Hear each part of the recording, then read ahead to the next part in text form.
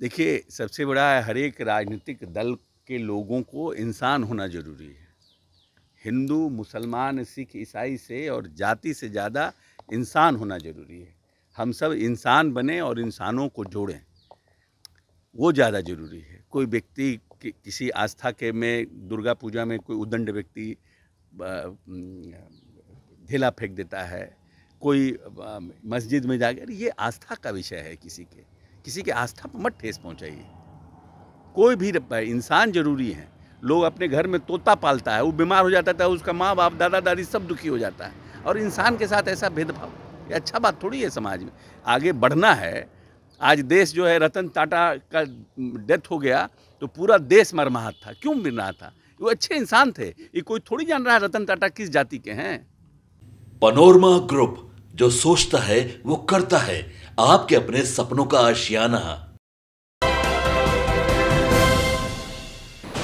नमस्कार, आप देख रहे हैं सिटी पोस्ट लाइव और मैं हूं आपके साथ हर्षिता प्रताप सिंह। झारखंड के विधानसभा चुनाव नजदीक है, ऐसे में सबसे बड़ा सवाल है सीट शेयरिंग का। सबसे बड़ा मुद्दा सीट शेयरिंग है और एनडीए में कहीं ना कहीं झारखंड चुनाव में जो पेच है सीट शेयरिंग फॉर्मूले को लेकर, वो फंसा हुआ है, वो अब तक सुलझ नहीं पाया है। आज झारखंड चुनाव प्रभारी जेडीयू से अशोक चौधरी मुख्यमंत्री नीतीश कुमार से मुलाकात करने भी गए थे।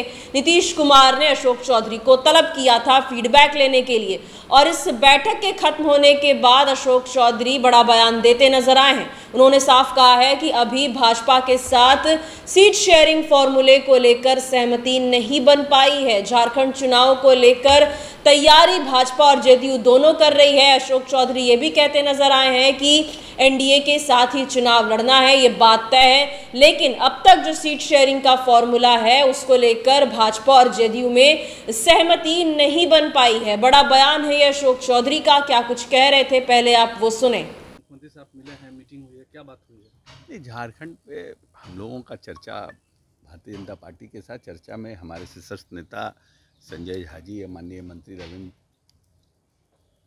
जी, सब लोग लगे हुए हैं। बात हो रही है।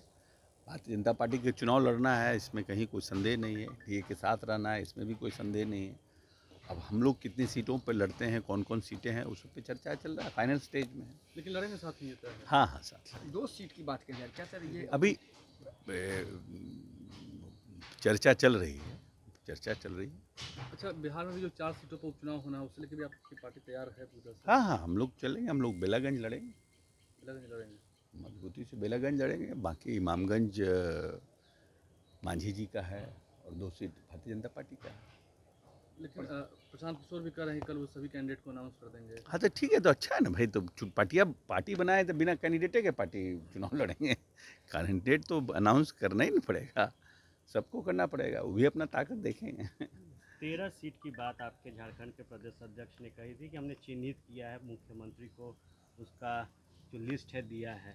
क्या ठीक है, की भी बात आ रही है? किससे नाराजगी के? 2 सीट पर बात कही जा रही है बीजेपी की तरफ से एनडीए में।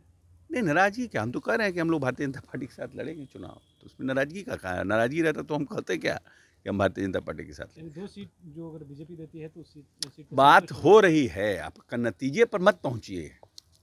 इन्फॉर्मेशन आप हमसे जानकारी प्राप्त कर रहे हैं, मैं जानकारी दे रहा हूँ, है ना। जानकारी मैं दे रहा हूँ कि हमारी आला कमान से भारतीय जनता पार्टी के और हमारे जो शीर्षस्थ नेता हैं, बातचीत चल रही है। एक सवाल ये भी है कि आज से तेजस्वी यादव फिर दूसरे फेज की यात्रा पर निकल रहे हैं। शुभकामनाएं उनको, शुभकामनाएं। आप लोग अपनी पार्टी को कहाँ देखते हैं? वो भी यात्रा कर रहे हैं, प्रशांत किशोर भी यात्रा कर रहे हैं, तो आप लोगों का गठबंधन चुनाव में पता चलेगा हम कहाँ हैं। अब हम ऐसे गए, सब तो बैठ करके बड़े बड़े लोग सब डींग हाँकते ही हैं, तो ये चुनाव में नहीं पता चलता है जनता किसके साथ है। देखिए, सबसे बड़ा है हर एक राजनीतिक दल के लोगों को इंसान होना ज़रूरी है। हिंदू, मुसलमान, सिख, ईसाई से और जाति से ज़्यादा इंसान होना ज़रूरी है। हम सब इंसान बने और इंसानों को जोड़ें, वो ज़्यादा ज़रूरी है। कोई व्यक्ति किसी आस्था के में दुर्गा पूजा में कोई उद्दंड व्यक्ति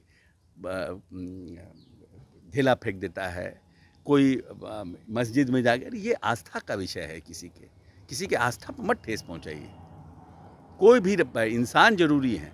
लोग अपने घर में तोता पालता है, वो बीमार हो जाता है, उसका माँ बाप दादा दादी सब दुखी हो जाता है। और इंसान के साथ ऐसा भेदभाव, ये अच्छा बात थोड़ी है। समाज में आगे बढ़ना है।